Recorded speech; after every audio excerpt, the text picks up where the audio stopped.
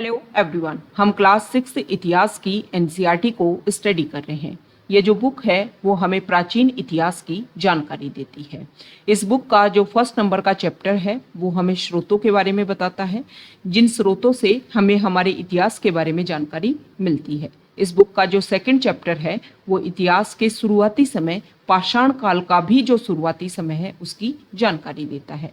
हमारे इतिहास की जो टाइमलाइन है उसको हम इस तरीके से समझते हैं।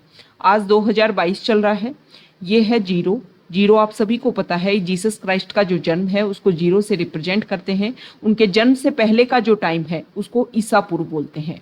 तो इतिहास की शुरुआत यहाँ से 20 लाख साल पहले से हुई, मीन्स 2 मिलियन ईयर अगो से हुई। तो शुरुआती समय में इतिहास में पाषाण काल था।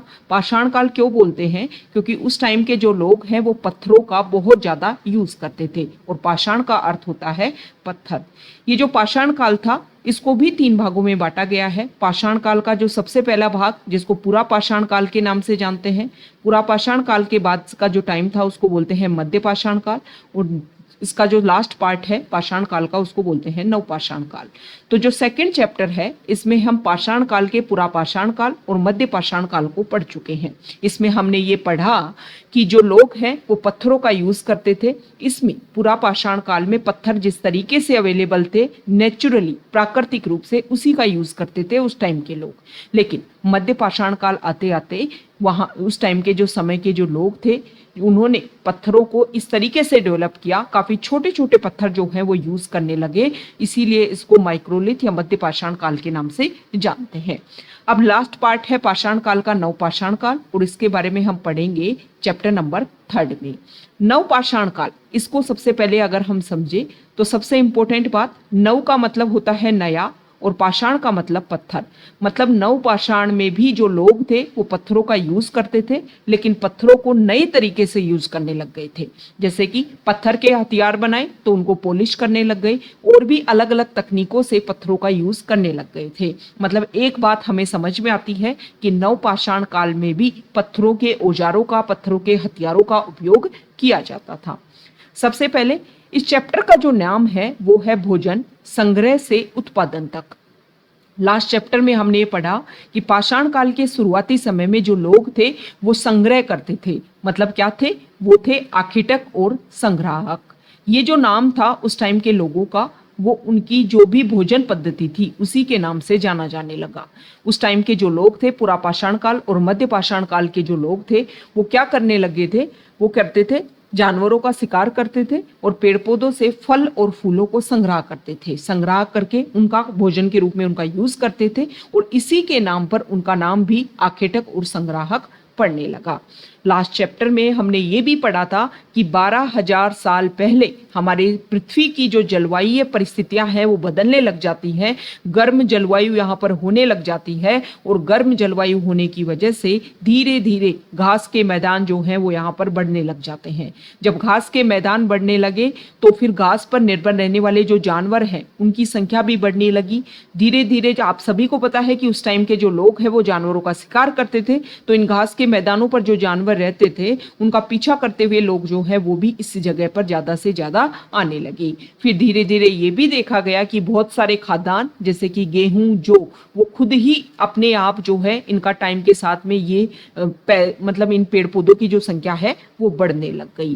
तो उस टाइम के जो लोग हैं उन्होंने धीरे धीरे ऑब्जर्व किया कि किस तरीके से जो इस तरीके जो खाद्यान्न है, क्योंकि जब हमने पाषाण काल का शुरुआती समय पढ़ा था, जब जो लोग हैं वो जानवरों का शिकार और पेड़ पौधों से फल फूलों को संग्रह करते थे, तब उनको ये तो पता था, ये तो उनमें स्किल थी कि कौन सी चीजें जो हैं वो जहरीली हैं और कौन सी चीजें जो हैं वो खाने योग्य हैं।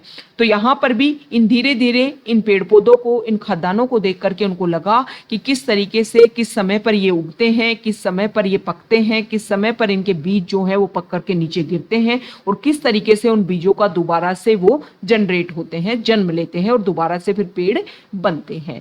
तो ये चीजें जब उन्होंने धीरे धीरे ऑब्जर्व की, तो ऑब्जर्व करने के बाद में फिर वो धीरे धीरे क्या करने लगे, यहाँ पर इन खाद्यान्नों को, इन पेड़ पौधों को पालने लगे और खेती करने लगे। तो इस तरीके से आखेटक संग्राहक से जो लोग हैं वो उत्पादन करने लग गई, मतलब खेती करने लग गए, मतलब वो कृषक बन गए। और ये सारी चीजें जो हुई वो हुई नवपाषाण काल में।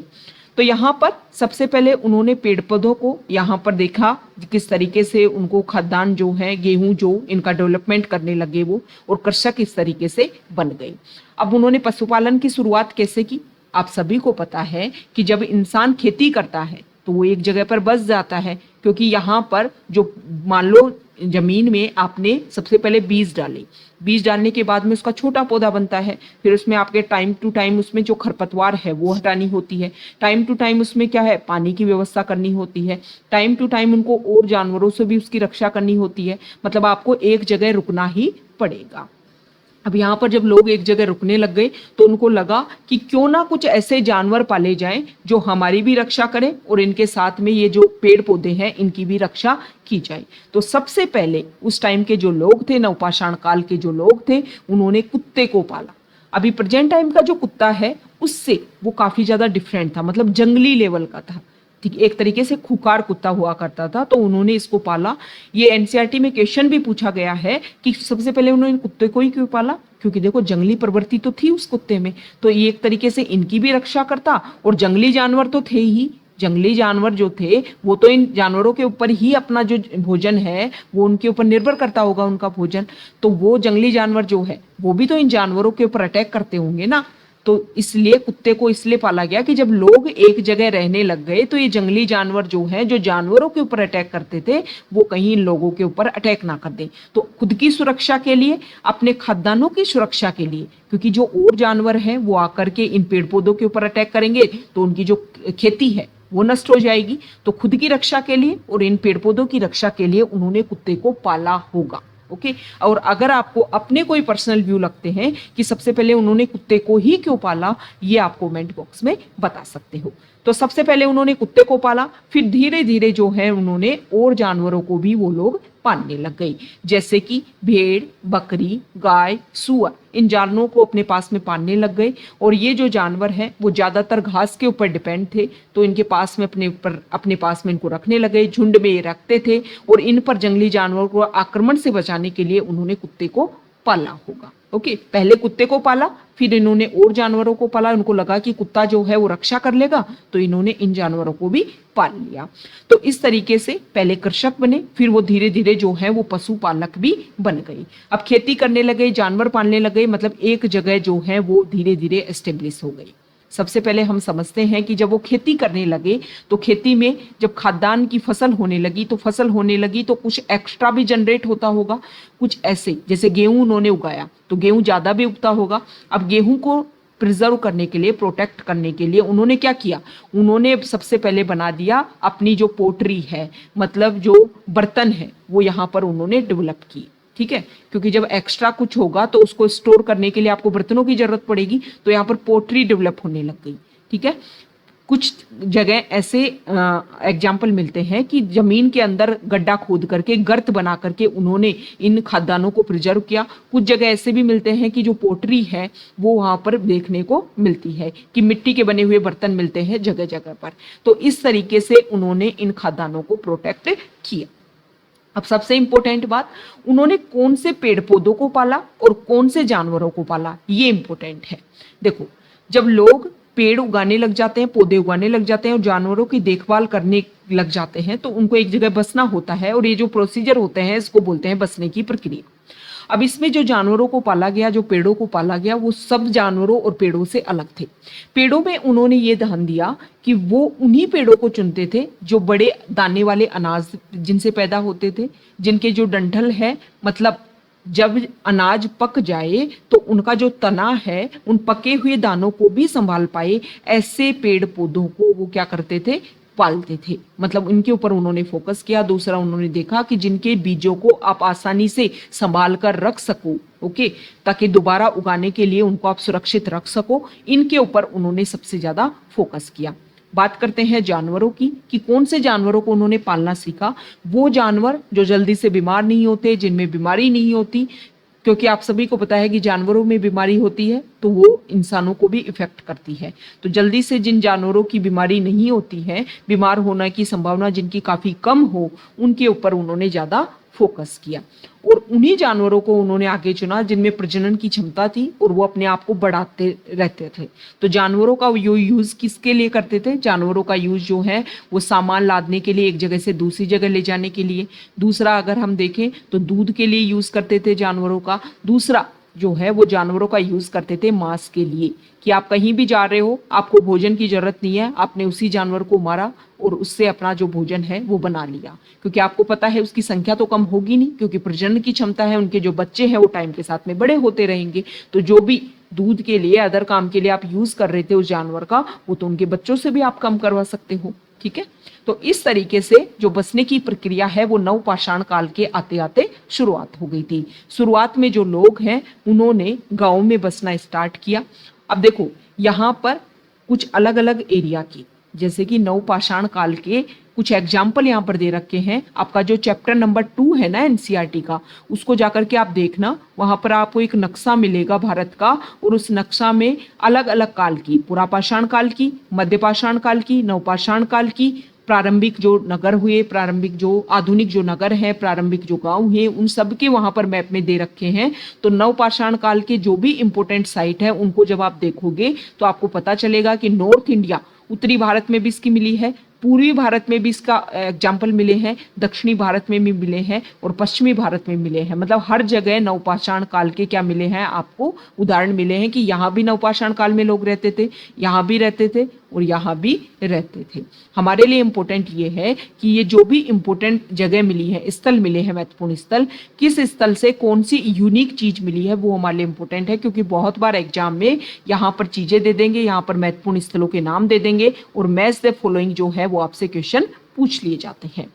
तो यहाँ पर ये हमने डिस्कस कर ही लिया कि जो अनाज उगाते थे उसका किस किस रूप में यूज करते थे। तो बीज के रूप में करते थे, खाद्य के रूप में, खाने के रूप में, उपहार देने के रूप में और भंडारण के लिए, ताकि उनको स्टोर कर सके और दोबारा से उसका यूज कर सके।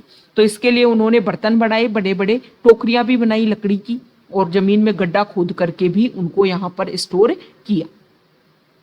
नेक्स्ट यहाँ पर बता रखा है कि जो जानवर, जिसके बारे में हम देख चुके हैं कि चलते फिरते खाट भंडार थे, कहीं भी उनको जाना हो जानवर को मार करके वो अपना खाना ले लिया करते थे। अब शुरुआती समय में जो कृषक और पशुपालक है उनके बारे में हमें कहाँ पता चलता है, तो उस मैप में जाकर के आप अलग अलग साइड देखोगे, वहां पर हमें इंडिया के हर जगह पर, उत्तरी भाग, दक्षिणी भाग, पूर्वी भाग, पश्चिम भाग, सभी जगह पर हमें प्रारंभिक जो पशुपालक हैं, प्रारंभिक जो किसान हैं, उनके अवशेष हमें मिलते हैं।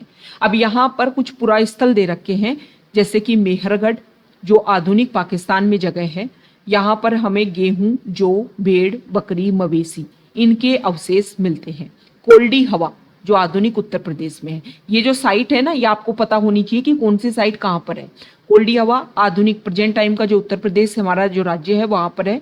यहाँ पर चावल के, जानवर की हड्डियों के टुकड़े मिलते हैं। महागढ़ा जो आधुनिक उत्तर प्रदेश में है, यहाँ पर भी चावल, मवेशी, मिट्टी पर खुरों के निशान मिले हैं। गुफकराल जो आधुनिक कश्मीर में है, यहाँ पर गेहूं और दलहन मतलब दालों के भी अवशेष मिलते हैं। मतलब प्रोटीन युक्त भोजन जो है उस टाइम के लोगों में हुआ करता था। बुर्जहोम आधुनिक कश्मीर में है, यहाँ पर गेहूं, दलहन, कुत्ते, मवेशी, भैंस, भेड़, बकरी। चिरांद आधुनिक बिहार में है, यहाँ पर गेहूं, हरे चने, ये यूनिक है क्योंकि गेहूं देखो, गेहूं गेहूं गेहूं हर जगह मिल रहा है। हरा चना ये अलग है, तो हरा चना जो है वो चिरांद में, चिरांद जो साइट है वहां पर मिलता है। हल्लूर जो है वहां पर ज्वार बाजरा ये काफी अलग हो गया। इसके अलावा सुअर जो है ये काफी अलग हो गया, ये आधुनिक आंध्र प्रदेश में है। पय्यमपल्ली जो आधुनिक आंध्र प्रदेश में ही है, यहाँ पर काला चना, ये काला चना जो है अलग हो गया।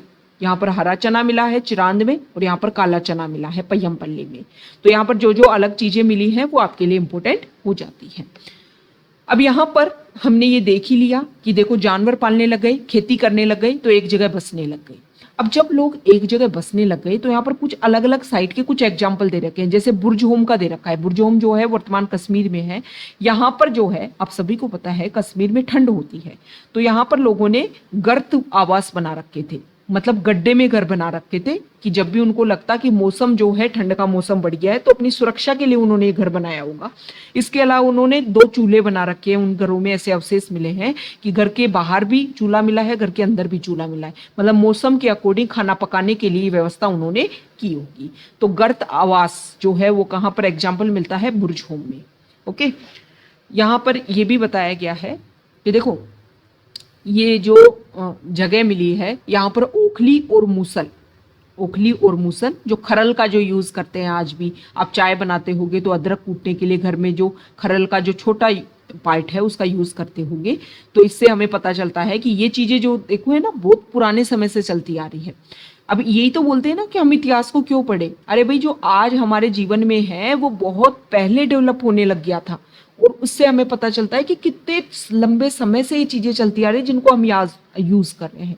ये चीजें हमें हमारे प्राचीन समय में जो लोग थे उन्होंने किस तरीके से अपना दिमाग लगाया होगा और फिर जरूरतों के हिसाब से चीजें डेवलप होंगी। जैसे आज आप लाइट का यूज करते हो, जैसे कि हम वीडियो बना रहे हैं, टेक्नोलॉजी का यूज कर रहे हैं, ये चीजें भी तो जरूरत के हिसाब से बनी होंगी ना। सेम इसी तरीके से उस समय के जो लोग हैं उनमें कितना दिमाग रहा होगा कि उन्होंने इस सारी चीजों को डेवलप किया।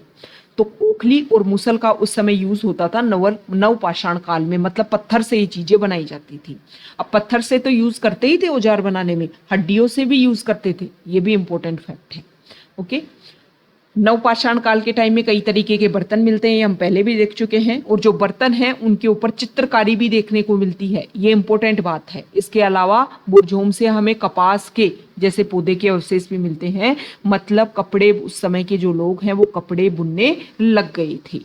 ओके, इसके अलावा अगर हम बात करें, देखो आप सिंपल तरीके से समझो, अब जो लोग हैं जब खेती करने लगे, पशुओं को पालने लग गई तो एक जगह बसने लग गई, एक जगह बसने लग गई तो धीरे धीरे गांव बनने लग गए, गांव बनने लग गए तो लोगों का, जब लोग एक जगह रहते हैं तो आप देखते होंगे कि उन लोगों का जो कल्चर है, जो उनके रीति रिवाज है वो काफी समान होते हैं। तो इस तरीके से छोटे छोटे जो समाज हैं वो बनने लग गए, ठीक है। और जब ये जो कल्चर है वो धीरे धीरे छोटे छोटे समाज, जैसे यहाँ पर उत्तरी भारत में कुछ समाज बना, यहाँ पर इस जगह बना, यहाँ पर इस जगह बना, तो जो ये कल्चर है वो धीरे धीरे डेवलप होकर के सभ्यता का रूप लेने लगा। और फिर हमारा जो इस बुक का जो नेक्स्ट चैप्टर है वो हमें इंडस वैली सिविलाइजेशन, सिंधु घाटी सभ्यता के बारे में बताएगा कि इस तरीके से फिर सभ्यता जो है वो भी डेवलप होने लग गई। ये आपको ध्यान में रखना है कि पहले इतिहास में गांव बने थे, फिर नगर बने थे, ये आपको ध्यान में रखना है। अन्य रीति रिवाज की अगर हम बात करें तो अन्य रीति रिवाज यहाँ पर बताया कि जो लोग बसे उनके रीति रिवाज बनने लग गए, वो लोग जो हैं उस रीति रिवाजों को फिर फॉलो करने लग गए, ठीक है। यहाँ पर दूसरा एग्जाम्पल दे रखा है मेहरगढ़ का। मेहरगढ़ जो प्रेजेंट टाइम में पाकिस्तान में है। अगर आप ईरान जाते हो तो ईरान जाने वाले रास्ते में एक हरा भरा समतल स्थान है, वहां पर मेहरगढ़ है। यहाँ पर सबसे पहले गेहूं जो उगाना, भेड़ बकरी पालना यहाँ के लोगों ने सीखा था, स्त्री और पुरुषों ने, ठीक है। गांव क्या होती है, गांव की यह विशेषता है कि वहां रहने वाले अधिकांश लोग भोजन उत्पादन में लगे होते हैं। यहाँ पर मेहरगढ़ में क्या मिलाता है, मेहरगढ़ में कई स्तरों में यहाँ का इतिहास मिला है।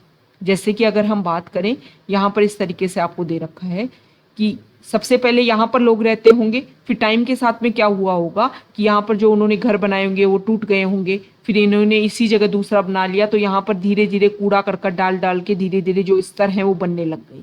तो यहाँ पर अलग अलग स्तरों में खुदाई की गई तो अलग अलग अवशेष यहाँ पर मिले हैं।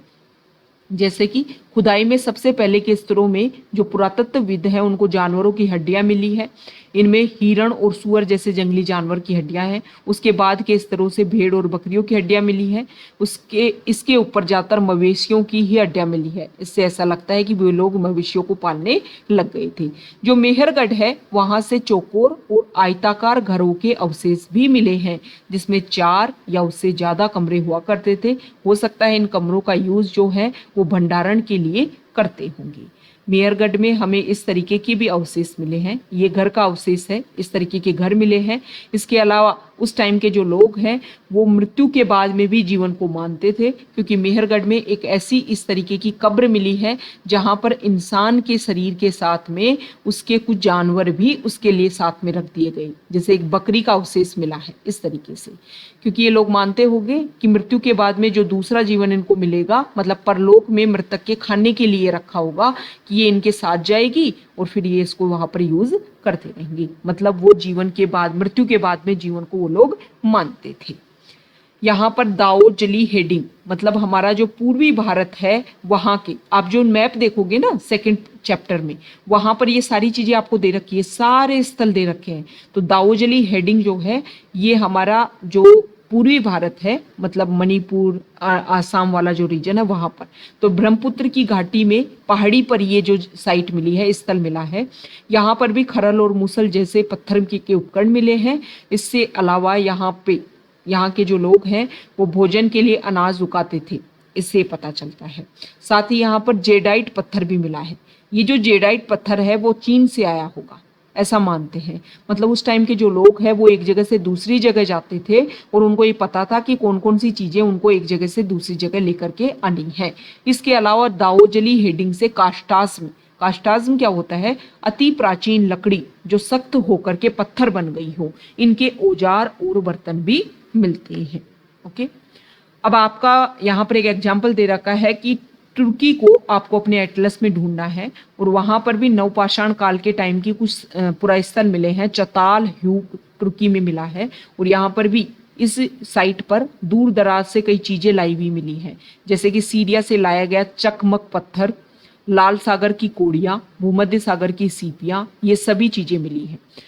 अब ये तो हमने देख लिया कि उस समय के जो लोग हैं एक जगह से दूसरी जगह जाते थे और उनको पता होता था हमें क्या लाना है क्या नहीं लाना है। लेकिन ये इंपॉर्टेंट है कि उस टाइम जो है, मतलब नवपाषाण काल में पहिए का विकास नहीं हुआ था, या तो लोग पैदल जाते थे या जानवरों की पीठ पर लाद करके सामान लाया करते थे। अब यहाँ पर लास्ट में, इस चैप्टर के लास्ट में कुछ महत्वपूर्ण तिथियां दे रखी हैं, जैसे कि बसने की प्रक्रिया जो है वो कब आरंभ हुई थी, तो लगभग 12,000 साल पहले बसने की प्रक्रिया आरंभ हो गई थी। मेहरगढ़ जो अभी पाकिस्तान में है, वहां पर बस्ती का आरंभ कब हुआ था, तो लगभग 8,000 साल पहले वहां पर बस्ती का आरंभ हो गया था। तो ये 6th क्लास की जो एनसीईआरटी की जो हिस्ट्री की एनसीईआरटी है उसका 3rd चैप्टर हमने डिस्कस किया है।